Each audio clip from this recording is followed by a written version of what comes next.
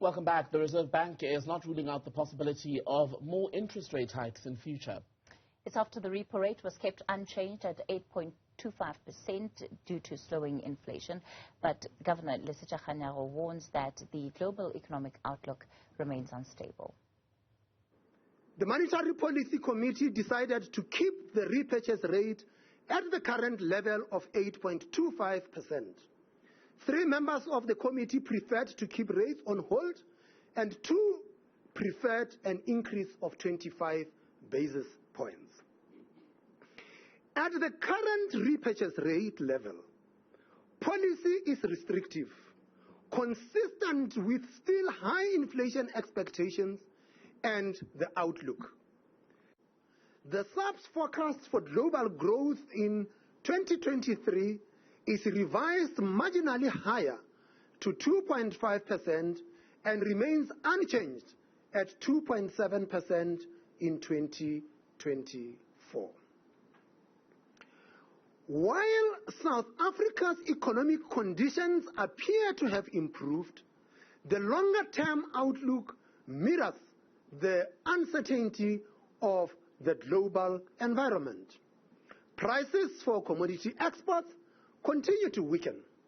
In addition, energy supply pressures remain, and stronger El Niño conditions threaten the agricultural outlook.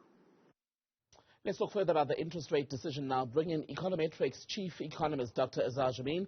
A very good evening to you, Dr. Jammine. Grateful for your time, as always. So, has the Monetary Policy Committee made the right decision on this, especially considering that there had been some expectation that what we were going to see today was another increase of at least 25 basis points?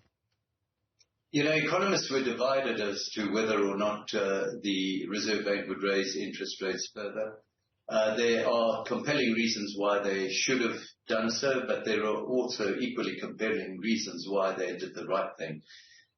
Certainly, yesterday's inflation figures for the month of June, which were significantly lower than expected, suggested that inflation may be slowing down considerably in South Africa. And if one does a little bit of analysis in relation to fuel prices, one will see that next month we'll see a further sharp drop in the inflation rate. And then after that, it may start picking up again a little. But under the circumstances, with the economy reeling under the pressure of high interest rates, and for various other reasons, not just high interest rates, but high interest rates are certainly adding to the pain of consumers, I think it made a lot of sense to just leave interest rates unchanged. There are risks to inflation, which the Reserve Bank itself made very clear, and that was why they were probably very wise in saying that this need not be the end of the interest rate hiking cycle. But I think it's a good risk to take at the moment to leave interest rates unchanged and then see how those other risks pan out in the interim before deciding whether or not to raise interest rates further. Because our interest rates are now quite high in relation to the underlying inflation rate. Right. Even if you look at the core inflation rate, which excludes food and fuel, inflation fell to 5%. The repo rate's 8.25%. That's a 3.25% real interest rate, which is higher than the Reserve Bank's steady state warranted interest rate of 2.5% real. So, am I right to say then that this is likely to be a very short-lived reprieve? No, I'm not convinced at all that it's going to be a short-lived reprieve. There are factors that were highlighted by the Reserve Bank as dangers. It made quite a bit of an issue of the potential El Niño effect later this year, which could cause drought and thereby increase food prices. It also, I suppose, implicitly is worried about what happened on Monday when Russia terminated its Black Sea grain deal to allow Ukrainian exports of grain to leave the country, to leave the Black Sea, and that has caused international wheat prices to rise by 10% or more. It's also concerned about the fiscal situation.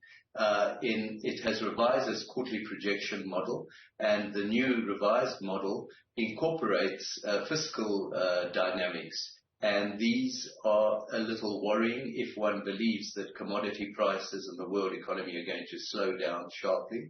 Then South Africa won't be able to generate the kind of tax revenues needed to meet its expenditures, and so the budget deficit and public debt could expand by more than anticipated. But this is all in the realm of speculation. There is no certainty that this will be the case. And under the circumstances, I think it was worth taking the chance to leave interest rates currently unchanged, not impose further punitive environment on the economy.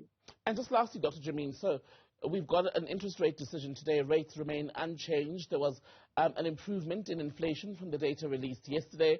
We're expecting a drop in the fuel price for August. Where will that leave us in terms of the quality of life for South Africans? How much better will it be? Will people feel the benefit? You know, under all these are actually quite marginal compared with the underlying problem with South Africa, that there's just not enough growth and not enough employment creation.